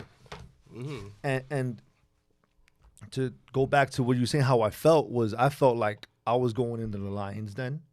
I felt like it was do Your or favorite die match? Of course. because it was do or die for me. If I didn't win, I wasn't getting another shot at the championship. So like in my head, I was just like, it was real. It was real. Like the minute that bell rang, it was real for me. It was on. And when I won it, when I did the elbow drop, hit the 1, 2, 3, it was like better than the first time. Oh. It meant more because these people paid to come see me, see us throw down. They didn't have to. They put their lives pretty much at risk. In a pandemic to come out with a mask on and be uncomfortable for like 2.5, 3 hours. It's actually not that bad. I flew with a mask on. Nah, hun, but come on. You're there. You want to cheer. Yeah, you want to be facts. close to people too. Facts. That Nah. normal wrestling. Maybe I'm not opposite. If I go to a show, I just like to I want to watch it. I don't want to be interrupted. Someone like me, I took a lot of trash. Oh yeah, this one he'll run to the front. He's Yeah. the extra one if we go to a show. So if me for wearing me, the mask- I'm just sitting here like I'm It's not the enjoying same. it. So I understand what you're trying to say. Like, they wear the mask for 2.5 hours. Some of them can't cheer the way they want to cheer, Yeah. hug their friends. They can't. Yeah. The fact that they risk their lives to see you, you gotta put on a show. Yeah. dog. So how did it feel when you got into PWI the first time? The first time, Yeah. like a dream freaking come true. How did you find out? And like, you know how you like win the Grammy, like somebody that they Like give- somebody it's text called- you, was like, Yeah. "Yo, The you're promoter. Yeah, the Really? promoter hit me up, sent me the thing, and then I went on Twitter and saw like, oh, I was like 462 or something like that, and but it was like, oh man, like immediately, like may he rest in peace, my father, he would take me, down Essex Street in Lower East Side and get me The Wrestler, Pro Wrestling Illustrated, Classic. all the WWF magazines and all that, I and love I would WWF look, magazine. but I would look at Pro Wrestling Illustrated all the time. I'd be like, oh, who's the wrestler of the year, the wrestler of the month, what's going on in the Independence, and I would look at the the countdown, like the 500, and see who's the number one on the list. And you're like, man, you think one day, man, you're like 8 Can I years do old, 9 this? years old. One day you're like, yo, what if? You think about that, and you're like, oh man, what if I'm in this countdown? Everybody comes out and says, oh, it's a work, blah blah blah. Yeah, whatever. Who cares? Yeah. Right? Who gives a shit? Wrestling's a But work. yeah, anyway. it's a freaking work. but Everything's like, a fucking work. but your dream though. You Yeah. know what I mean? And you flip open that magazine when you get it in paper, like you get the physical copy. I was in Stop and Shop, right? I was in a basement of Stop and Shop. I go and I look at the newsstand and I grab the magazine and I'm like, all right, I saw it online, but seeing it online is cool. It's like, okay, No, yeah. but seeing it in person. But like when you open that Holding it. page, You feel like a 9-year-old They still have kid. it. They still have the physical copy. yeah, they still have Yeah. the physical copies. Where do you And get that? like supermarkets and like yeah, newsstands. Barnes and Noble. I haven't seen it in Barnes and Noble. Mataran. man. Order online. Because I used to read it at Barnes and Noble. Yeah. Yeah, you can order online, but Barnes Noble still has them to this day. Yeah. Okay. But like to Not Barnes and Noble. Walgreens used to have it. Walgreens and like Rite Aid used to have it, but Yeah. I didn't see it in years. Yeah, But no, go ahead. but check because it's kind of coming back. Yeah, but Walgreens and Rite don't really have magazines like that. You got to go to like the newsstand. You got to go to Barnes and Noble. Barnes and Noble still have it to this. They have every magazine. on trust the me. train station newsstand they have. Okay. Okay. Yeah, facts. because they have Yeah. everything. Facts, definitely. But yeah, like to just be able to, and today magazines aren't really like a big deal, but to open it and go and to like you see the paper and you see your name, and you see a little thing written, number. Oh man, That's a different type of feel. I cried. Yeah. I was alone, and I was like, I accomplished something. Like this kid that lived in the Lower East Side, this kid that had a that ring in his backyard, and I'm Puerto Rican. How many Puerto Rican wrestlers are there? Yeah. That's very How true. many? And it's Hispanic Heritage Month, right? And how many Latinos are like going in there trying to do it, especially from the neighborhood I came from? How did it feel when you were speaking of like Puerto Rican being with PMP on AEW that time? Oh, Facts. you want to hear something crazy? Of course. Okay, so Always. so I lived in Rutgers houses, right? 65 Pike Oh, Street, okay. right? And my grandma lived next door to this dude. His name was, I think, Paquito. That's what we call him, Paco, right? And that's Drastic's great grandfather, and he used to babysit me. I used to bring my little blue WWF ring. My grandma used to go play numbers. Right, go play numbers, and I would Sounds be about there. right. Yep, Yeah. with like my Jimmy Snuka, Shawn Michaels, flipping them off the ropes. He just sit there in his tank top, just watching me, playing salsa music, cooking. That's wild. To then to walk out, on national television, in front of like I don't know, 1 million people Yeah. in some fight. I was like, what? Who would have thought? And then with Ortiz too, right, going through all that when we started out. And then Chris Jericho. What? Like I was watching that undisputed. Like I was a year, 2 years before that at the Barclays Center with my cousin in the nosebleeds, watching him wrestle, and I'm going, wow, man! Imagine like talking to him, like, yo, imagine like freaking wrestling at the Barclays Center, and like hearing his theme song, and then I'm fucking on. One of the greatest things about doing this podcast is you meet people right before they come up. Yeah. Legit. Like, I tell this story all the time, and it's like one of my favorite stories. When we had PMP host like this little brunch we had at Katra. It was like the pre-game to WrestleMania week here in New York. And then this is right before they went to AEW. And I'm speaking to Santana. We're just chopping it up. They're about to leave. And I was like, yo, where do you think you're going to end up? Because this is like, they're smoking hot in the Indies at this point. And AEW wasn't around yet, right? No, No, AEW AEW was. It just started. It was like, it was in its baby phase. Yeah. Was it more like, was it a time where like they got the copyrights and everything like No, that? so at this time they had just did All In. They had just did All In. They didn't have the network yet, right? They didn't have the network deal or so- anything yeah. yet, but they were on. But people knew what was about to happen. Of course. So, but they're smoking. They're red hot. And then, you know, the rumors are going around that they're either gonna, like, WWE's in contact with them, blah, blah, blah, blah. I remember, yeah. But I'm talking to them. I was like, where are you going to go? And Santana's like, we're family guys. And I don't know where, but we like our family. Mm-hmm. We're family. We're dads. We want to be around our family. And I kind of got a hint where they were going to end up in AEW. Just the fact he said that. Mm-hmm. But I remember when they came and they did the run-in, the bar went crazy because, and I went crazy because it's like, we know these guys. We knew that. Like, we know these people. Knew. And it's like, when you're on AEW, at the time, AEW to me at the time wasn't where they, because I actually enjoy it now, but I wasn't fully enjoying it. Right. I only tuned in because you were going to be on there. Facts, and I feel like that's just anybody that you know. You know, how'd you know? Well, people talk. People talk. Damn. Yeah. No, when you Who think do you know that when I know? you think, and that's the funny part when people don't think that, you know, not to boost us, but when people don't think that we know certain people or know certain things, and then when we talk about it on the podcast, they're like, yo, how the fuck did they? Who told you? What did you know? The like, most dopest thing ever. How did you figure it out? I'm chilling there. You know how AEW have. They have like character development on YouTube. They show who the person they sign. Huh? You can't hear yourself? I can't hear him. Hello? Oh, there we go. Okay. Yeah. You know how talking to the mic. You know how AEW on YouTube, where they're big on YouTube, where they said that they sign you. They will have a whole profile about you and stuff like that. I'm chilling there watching one evening. Next thing you know, watching Big Swole. Yeah. You know, Janelle from the HR interviewed her one time. Great interview, by the way. Please check it out on the Jabatiers Network page on YouTube. Please check it out. Cheap plug. And thank you. And out of nowhere, I see her chilling and dancing, chilling, and she had her shirt on. I said, yo! And that to me is seeing people like you on there, other people on there doing something, not getting beat up. But to me, that's the big thing because we watch you in these rings. We watch you at these churches. We watch you at your gym. And everybody, and especially, that's why AEW always have a place in my heart because I know a lot of these guys, you know. Shout out to Joey Janelle. I see him online with, you know, what's the dude's name? Sonny Kiss. Sonny Kiss? Yeah, Sonny Kiss. Sonny Kiss. I took a picture. I know Sonny Kiss. I love Sonny Kiss, all these dudes, all these people that we see. I saw Sonny Kiss at Warriors against Darius Carter. Darius Carter. And please watch that match. It was a barn burner. Man. But what the biggest thing is that these people are one of us who just and it's just because when he even talked about with Swole, like we actually gave her that shirt a few months before that like aired, like because we had been telling her like, all right, we're gonna get your shirt, sis. And then when we saw her down in Winston-Salem at WrestleCade last year, we gave her the shirt.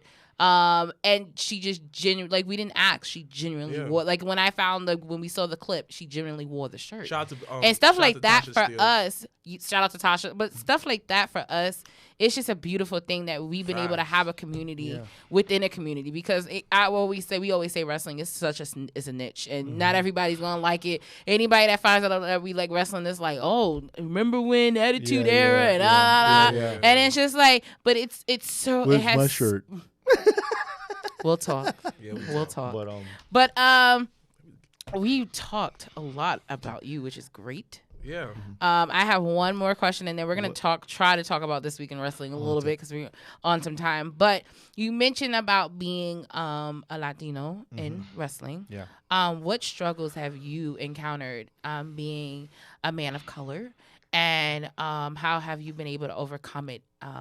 If it's, entered in your realm. Because, I mean, we heavily, if anyone doesn't know one thing, we promote Black excellence, and that's just what it is. And it doesn't have to just be Black, brown. Yeah. It's Hispanic. It's, everybody for us is family. And, and everybody has had their own struggles and journeys and things like that. But I think this is actually the first time we've been able to ask someone of Latin descent what struggles they've had. Like, I'm looking at him like, what's funny? I'm going to be totally honest with you. I've never had any.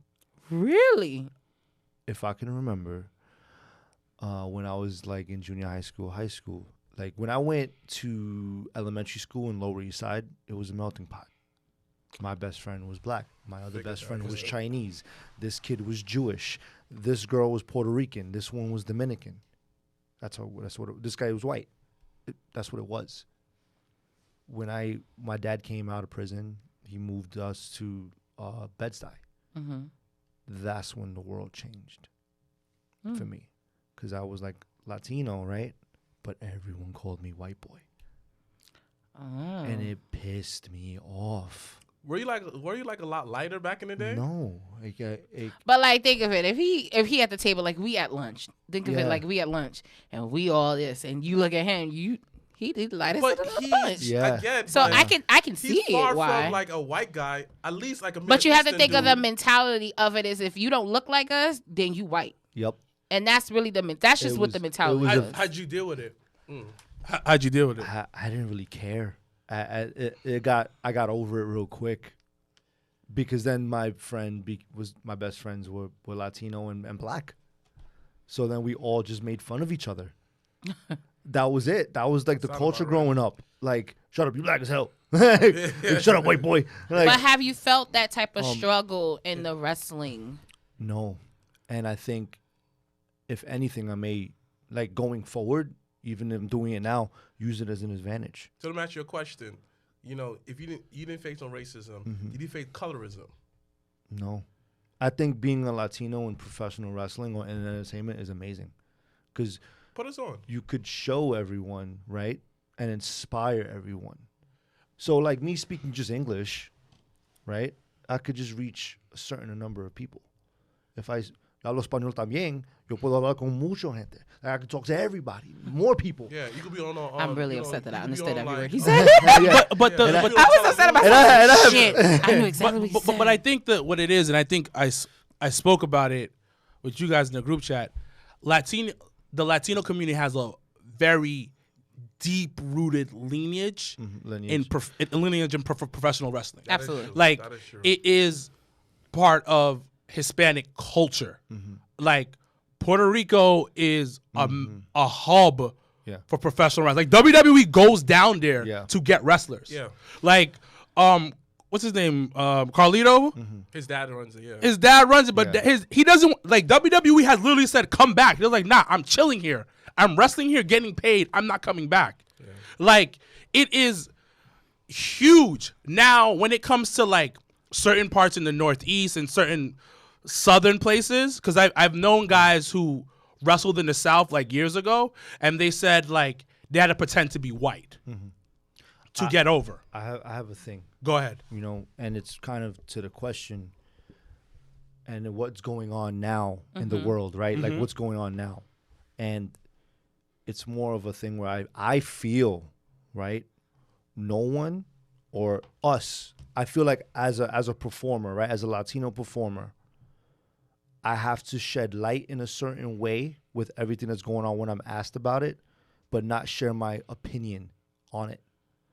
And I want to, like, say it now because I have the platform. I think we all collectively focus on a lot of the bad and negative, and we do not focus on what is good. What is the positives of being black? What is the positives of of us being Latino in this world of entertainment or life in general? How can we inspire the next generation of people? Because right now there's so much craziness going on. Yeah. You know, you got that trial that happened. You got people looting. We in the city where, like, we had a curfew. Yeah, that's wild. You know, I felt like we was living in the 80s.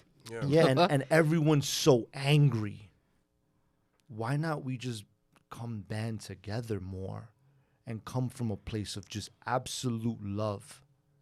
I think the same exact way. I agree with you. You know, It it takes hurts. It takes, I think it takes a shift in how you see Perspective. things Yeah.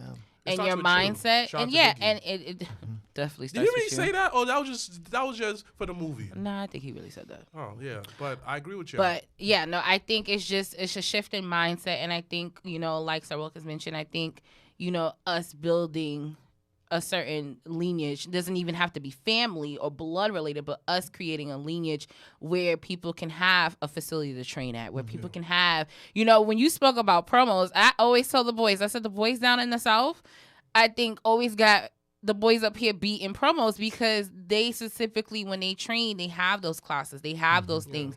Even when they do their shows, you see the difference. Like up here, a lot of guys don't promote themselves. They don't do promos. They don't do just the things you would think that, okay, let me try out and do, but you took that risk and you were like, fuck it, I'm gonna do it. And I think more guys need to have that mentality of like, you know what, let me do something that's different and see where it gets me and be able to take that risk, because I think that's just the beauty about wrestling, is that you have to be willing and able to take the risk and bet on yourself. Of course, but it all goes back to you knowing yourself, you know, because a lot of guys, let's say making a general sense though, that we are not that much different from each other, black, white, whatever. No, we all bleed red. Right. We all bleed red. Right. We all need the sun. Exactly. We all eat food to Exactly. live. We're all essentially the same. Exactly. Yeah. Prime example, you know, when white people vote Republican, they still, a lot of them who vote Republican live below the poverty line. A lot of them are in the deep south. They don't have indoor plumbing, none of that. Live in a disgusting house, but they still vote Republican.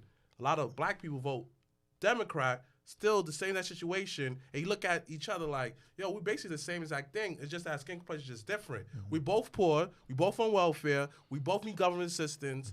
Yo, why are we trying to separate each other? We should just come together. We all have different same struggle. Like, for example, you play wrestling toys, I play wrestling toys. You like wrestling, I like wrestling, you know? You feel me? A lot of stuff in common. You know what's the common thing though? Put us on.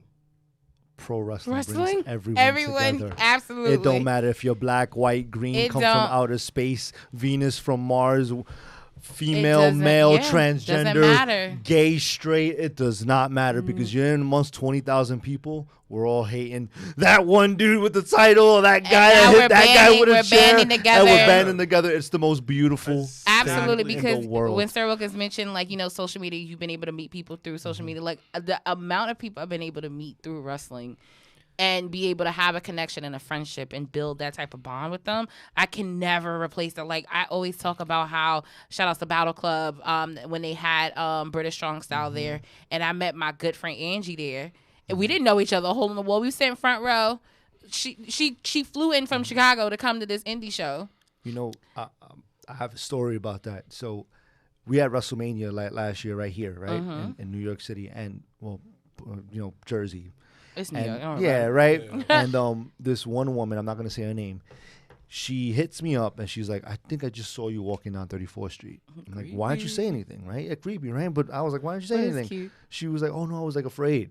Like, I was shy, you know, whatever. So we hit up, and during COVID, we talked every night, FaceTimed. I've never met her in person. Yeah. But because of wrestling, Wow. when I was at like my down points and then I was all upset and she was all bugging out, we had each other because of pro wrestling. That's mad deep. That's, yeah, I can't, Yup. I don't think I can touch that. And I love her to death. And soon it's gonna happen. We're gonna meet her boyfriend and everything. It's gonna be dope as hell. Where's she But live at? She lives in Oregon. Oh, shit. Yep. Yep. Damn. But that's Did she go on the Oregon Trail? You're annoying. But you're annoying. but that's dope. God. That's dope. You know. That's really dope, man. All right, so real quick, Yeah. we're coming to the end. I mean, really, it feels like we can talk all day. Yeah, But we yeah. don't have all day. But real This week quick, in this week in wrestling, we're actually going to start off with our guest host because he mentioned off camera that he does not watch the product he was on. So we first want to know why. Okay. And then what I guess currently, what do you watch? Okay. So it's not that I don't watch the product that I was on. It's not that. It's just like it's very hard to kind of keep me interested. I'm a big fan of the old school stuff. I'm just a big fan of it. Like when And- you say old school, what do you mean? I mean, like the 80s and 90s and even the 70s. I love the guys who had like that jive to them.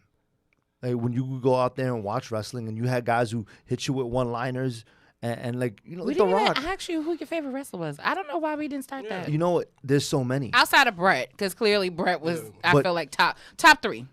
Oh, man, that's hard. But Brett's in there. Yeah, You know, I figured that when you mentioned him. Brett the Hitman Hart. Stop shaking your head. Shawn Michaels. You know, Stop. but The Rock. Cut it out. There's so many. Stone Cold, Razor Ramon. Like I love the guys with Don't- swag. oh, The God. guys with swag. Like say hello to the bad guy. Like come on. Yeah, Come on. He out here fooled everybody. Thought he was Cuban, and he ain't. No, He he ain't. not. But like Shout out to all, D'Lo Brown. He swag, like, he got swag. It's too. entertainment. That's the point. Yeah. That's what he's trying to say. It's Yeah. literally, Like- that's why you watch wrestling, to get entertained. like it's dope. Like the guys athletically now are like surpass anyone, but you're not gonna remember that 20-something years down the line. You remember if you smell what the Rock is cooking, like because Stone Cold said so. The excellence of execution. You remember that. Hey, yo. Hey yo, like I want people to remember Aces High Diamond Sean place your bets because I'm 5 stars above the rest. That's what I want people to remember me by. I don't want he did the elbow drop, he did this and that. Yeah, great. He did a hip toss. Woo. Like, Yeah. I To want. this day, like, we still remember Mr. Perfect. Yeah. Vignettes. Yo, Mm-hmm. first of all, 70 Cent in the ring. I forgot what the fuck I was watching on the network, and the Perfect Plex. Yo, Absolutely we don't. perfect. People don't talk about that shit. That's my favorite That move. shit. That's my favorite move. Woo, buddy. The gum spit. He'll Yo, throw the pen and and catch it. but it was like every time he gum spit and threw it, it was perfect. Yeah. No bullshit. It was the weirdest thing. It was like, how do you All the calculate time that that- all the shit? time- I ain't gonna lie, I stole the towel thing. Oh yeah, you throw the towel, you catch it. No, I threw. So I had a match in school, and then I was like, "Damn, what the fuck am I gonna do when I get out?" And I had a towel from the gym that I stole. You know they have just towels there. I was like, "I'm gonna take this towel," and then my outfit was like a like Kurt Angle, like Greek and Roman type of thing. So I came out, and then I was like, "Fuck, I gotta do something when I come out." This is like my first thing, and my coach is watching. So I came out, and I was like, "Fuck it." So I came out, I smacked the referee in the butt. And as soon as he turned around, I tossed the towel onto his face. And I was like, thank you. Yeah. Simple. Did the music Organic play? as well. Yo, but I wish I remember what I was watching. but that that's Perfect Plex. but those little things that you spoke one about. One thing he did, like one of them was the towel, like he threw the towel and let it right on the person's shoulder. Perfect. Just Yeah. so fucking talented.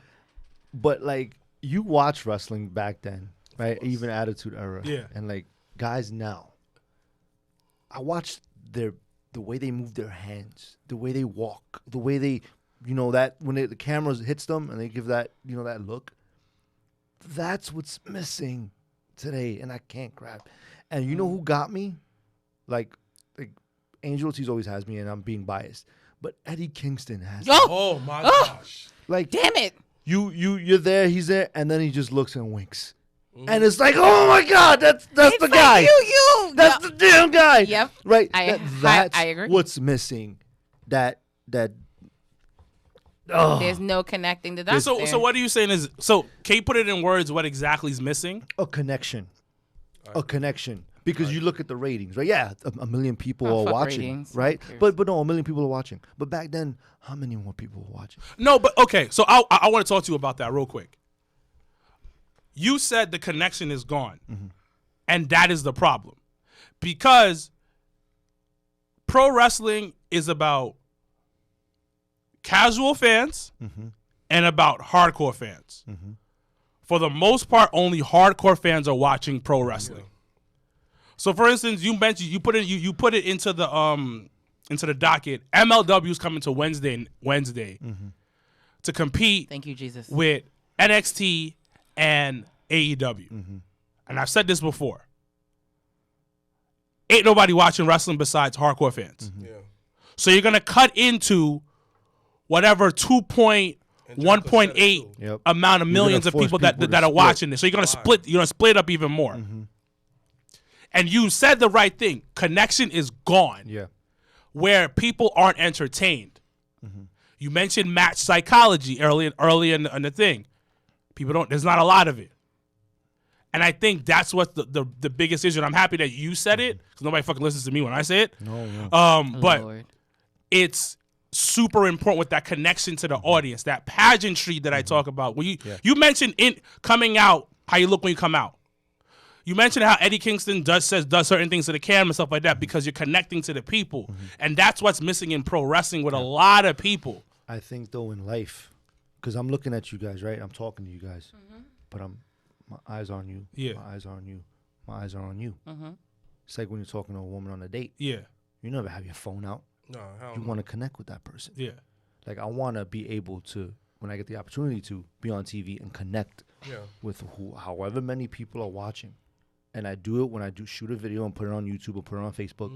Like, I want you to see my eyes. Like, I want you to, like, feel what I'm saying and be lost in the moment for a second. Be But the taken one thing away. that you also do, too, I'll give you credit and shout out to you. I don't know how you got trained the way you speak.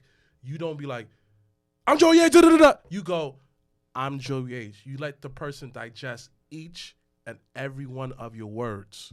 And on top of that, you did the work on yourself, because every time you talk, I believe you. You could be selling me ice in a winter storm. I go, man, maybe like, you know, you know what? I may need ice, you know, for my bev when I get home, you know, like, You know what? I'll sell fire to the devil. But see, that's someone that actually knows how to promote. But here's the period. thing, though. Not only themselves. Yes, but to add on, he knows who he is Absolutely. as a person outside the ring.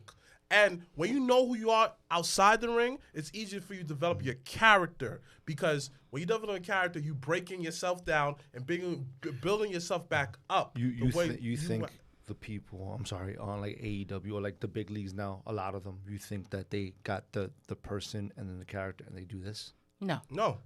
One person I have to say that a couple people who does that is Kevin Owens. He brings them together. People that have been in the business and Stone Cold does it. You know, Jericho does it. You know, and him being part of the inner circle, he helped develop all the dudes around him. Orange Cassidy, him being in those matches. Now, Orange Cassidy bringing his two worlds together. Because I saw him at AEW Dark on a podcast talking. I was like, wow, okay, Orange Cassidy has personality, and you see it on screen, and his swagger, bringing those two characters together. Stone Cold said it. Your character is you, but 100 times ramped up. Which is true. I think, and it goes back to you saying, like, in terms of people not feeling connected, when you feel connected, there's an investment that's made. And I think as a fan, when you're not connected, you don't want to invest. You don't watch, you know. There's people that be like, I hate the product, and it's just like, it's because of the missing connection, because you're not investing the time and the energy and the money into the actual product itself.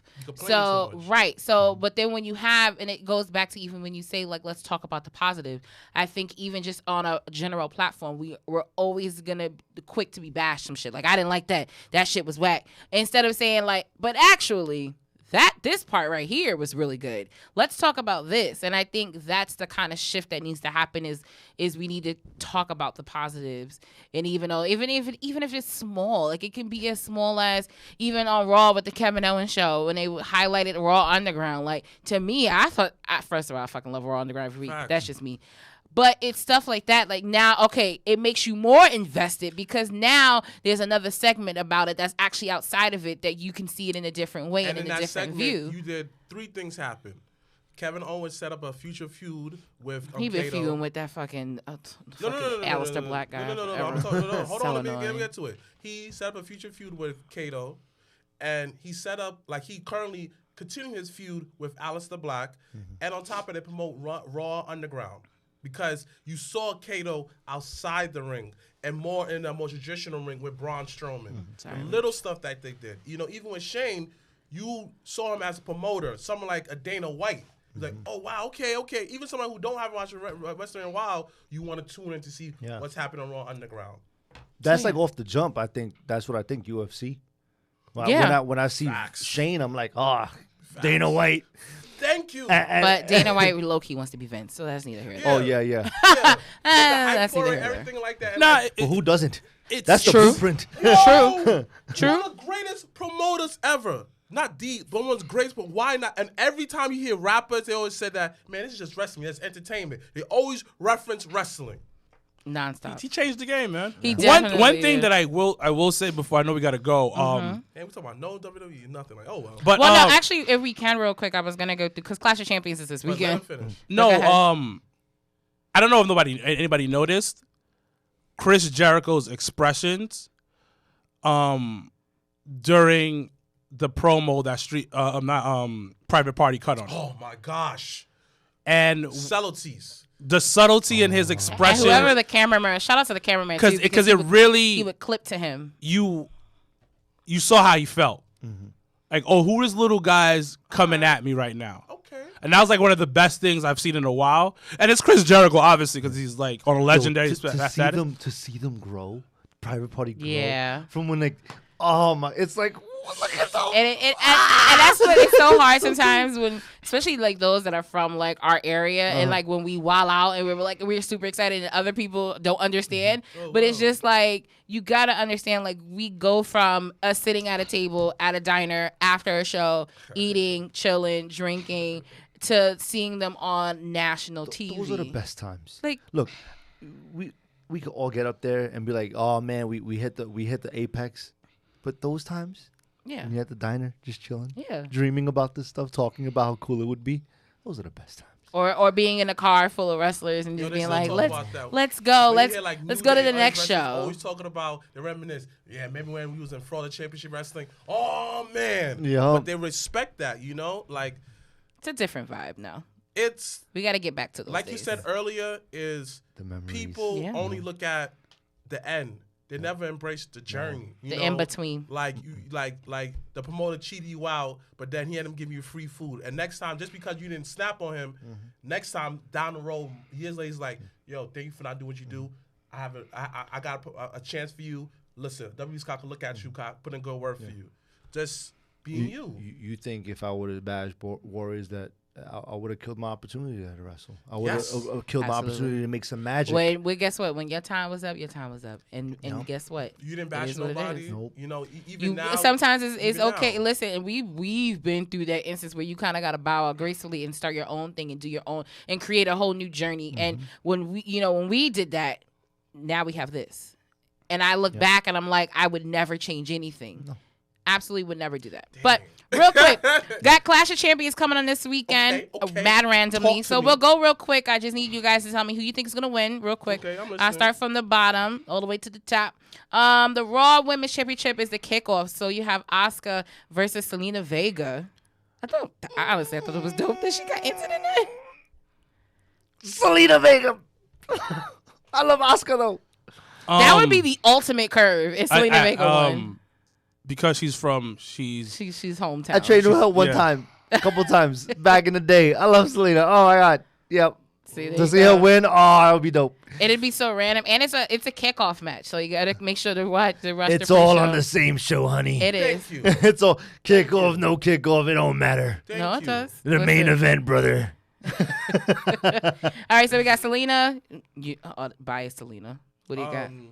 Oscar. Okay, we got the Raw Tag Team Championship for the 8,000th time. Street Profits versus Andrade and Angel Garza. Street Profits. Street Profits. I gotta see that dance and him shake the rope. I mean, don't Red Cup, baby. Red wrong, Cup. like I'm sorry, that whole reign of red cups, like I want to experience that. Like Yeah. that's not at a fucking Access in the future. I'm gonna be mad. don't be wrong. I think that I want the Street Profits to win, but Jesus Christ, like you It's replacing the all same over again. exact dude. I know. All right, we got the SmackDown Tag Team title, Cesaro and Nakamura versus Lucha House Party. I got knocking Cesaro. Yeah, Nakamura. Yep.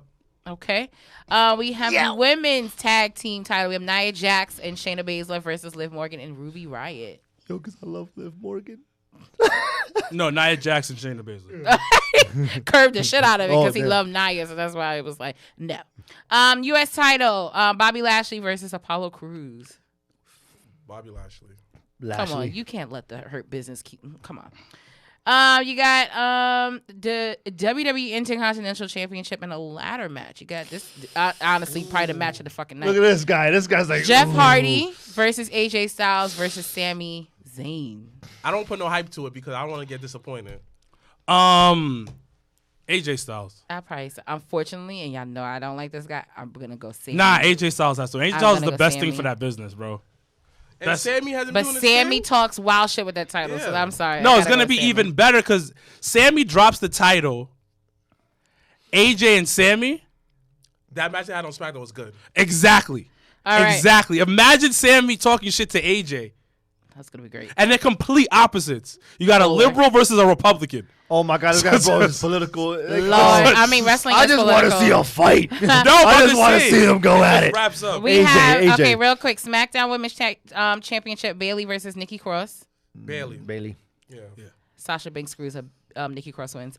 Universal title, Roman Reigns with Paul Heyman versus Jey Uso. Jey Uso. I'm just gonna throw that out. Jey Uso on a DQ. And if he does it, then you guys want Roman heel. It's not gonna work. If you don't do it if you don't do it right on Sunday, it's not gonna work. And last but not least, you got Drew McIntyre versus Randy Orton in an ambulance match.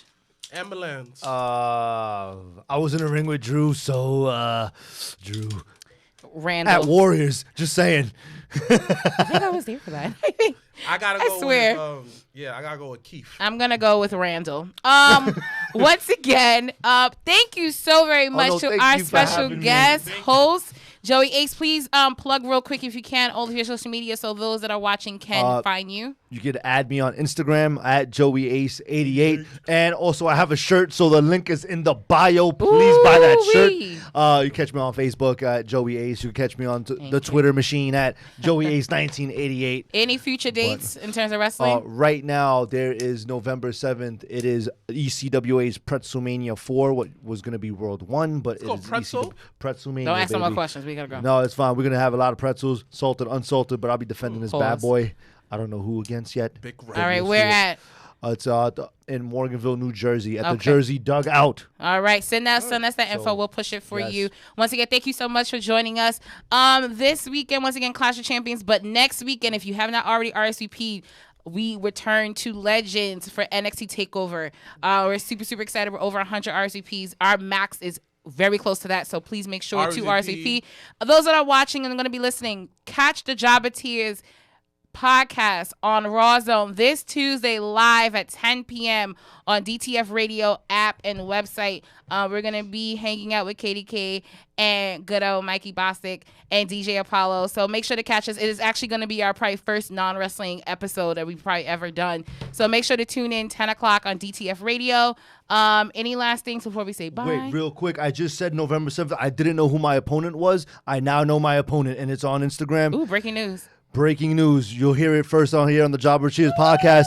It is Colossal Mike Law, who issued out a challenge to me last weekend for this championship. November 7th, it goes down. All right, out in Jersey. We'll post that information.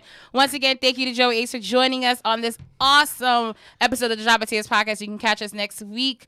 Hashtag Black Excellence. Hashtag We Are Out. I was over, got the hands in motion. If you go with rolling, no need to focus. Traveling states and over oceans. You gotta wait till your coast chosen. Trying to have lines outside the show like Harry Potter releases at Barnes & Noble.